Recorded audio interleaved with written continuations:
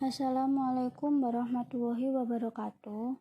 Perkenalkan, kami dari kelompok 4 yang beranggotakan saya sendiri, Firlia Arnindita, dan teman-teman saya, Yoga Bagus Prasetya dan Fajar Hakiki.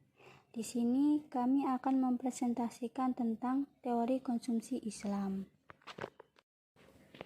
Baik, yang pertama, pengertian konsumsi. Konsumsi merupakan kegiatan menggunakan barang dan jasa untuk memenuhi kebutuhan hidup. Konsumsi secara umum diartikan sebagai penggunaan barang dan jasa yang secara langsung akan memenuhi kebutuhan manusia. Untuk dapat mengkonsumsi, seseorang harus mempunyai pendapatan. Besar kecilnya pendapatan seseorang sangat menentukan tingkat konsumsinya. Selanjutnya, tindakan konsumsi dilakukan setiap hari oleh siapapun. Tujuannya ialah untuk memperoleh kepuasan setinggi-tingginya dan mencapai tingkat kemakmuran, dalam arti terpenuhinya berbagai macam kebutuhan, baik itu kebutuhan pokok maupun sekunder, barang mewah maupun kebutuhan jasmani dan rohani. Tingkat konsumsi memberikan gambaran tingkat kemakmuran seseorang atau masyarakat tersebut. Selanjutnya, teori konsumsi Islam menurut para ahli, yaitu yang pertama, teori konsumsi menurut Keynes. Yang kedua, teori konsumsi Islam menurut Imam Al-Ghazali. Dan yang ketiga, teori konsumsi Islam menurut Said Sa'ad Marton.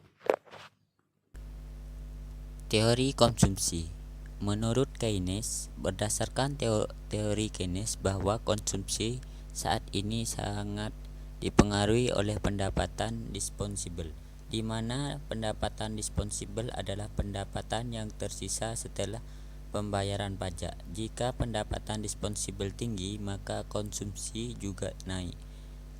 Hanya saja peningkatan konsumsi tersebut tidak sebesar peningkatan pendapatan disposable. Selanjutnya, menurut Keynes mengatakan bahwa pengeluaran seseorang untuk konsumsi dan tabungan dipengaruhi oleh pendapatannya.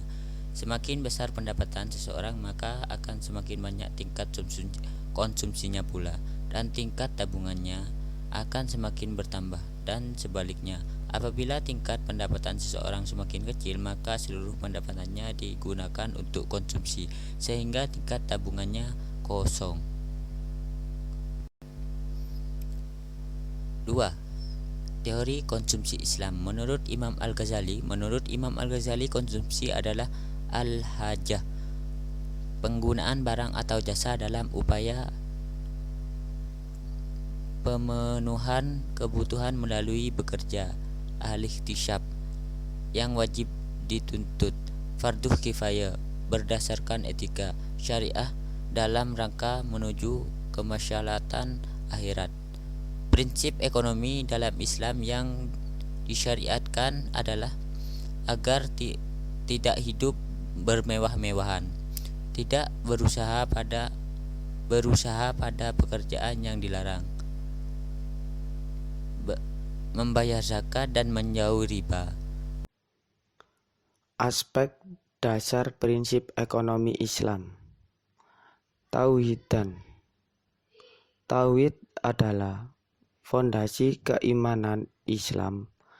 Ini bermakna bahwa segala apa yang di alam semesta ini didesain dan dicipta dengan segala oleh Allah Subhanahu wa Ta'ala.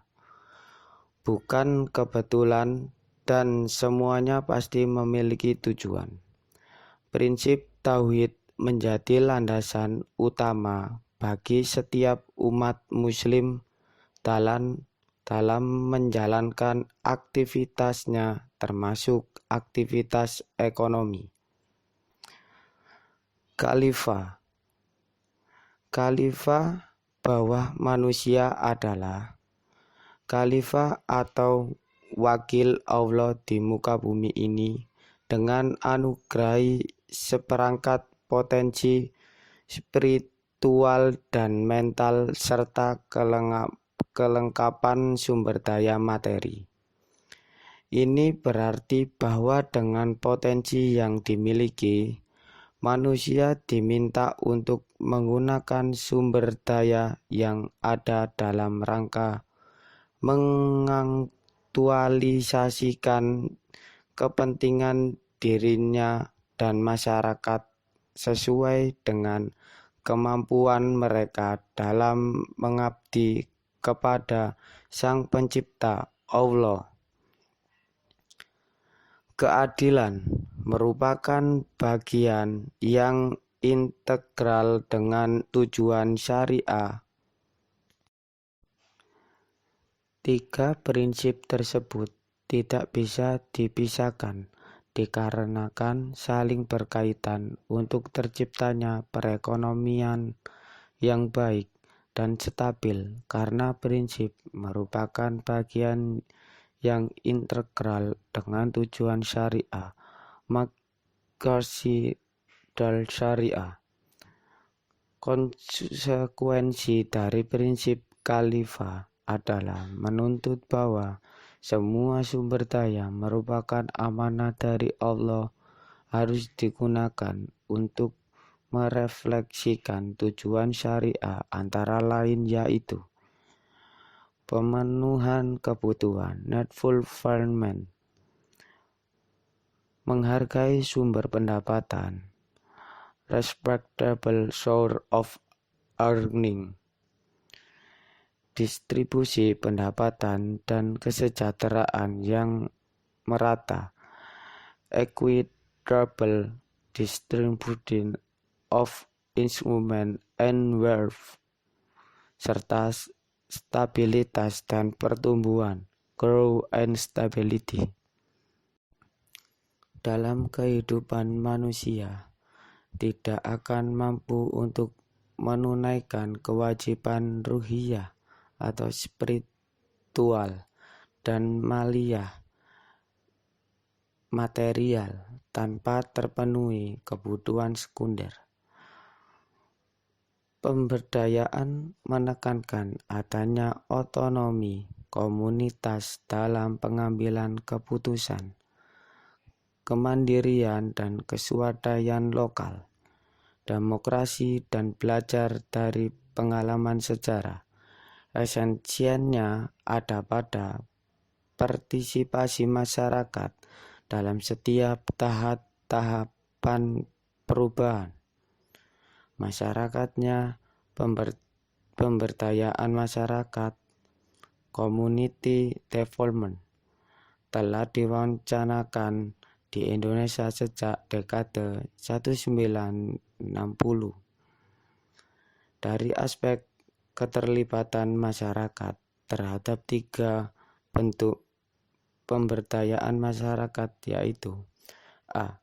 Development for community, di mana dalam proses pembangunan masyarakat sebagai objek karena penyusunan, perencanaan dan pelaksanaan pembangunan dilaksanakan oleh pihak luar. B. Development with community, ditandai secara khusus dengan kuatnya pola kolaborasi antara aktor luar dan masyarakat setempat. Keputusan yang diambil merupakan keputusan bersama dan sumber daya yang dipakai berasal dari kedua belah pihak. C. Development of community, merupakan proses pembangunan yang baik, inisiatif, perencanaan dan pelaksanaannya dilaksanakan sendiri oleh masyarakat. Masyarakat membangun dirinya sendiri. Peran aktor dari luar dalam kondisi ini lebih sebagai sistem pendukung bagi proses pembangunan. Terima kasih dari kelompok kami. Mungkin ada salah kata dari kelompok kami. Assalamualaikum warahmatullahi wabarakatuh.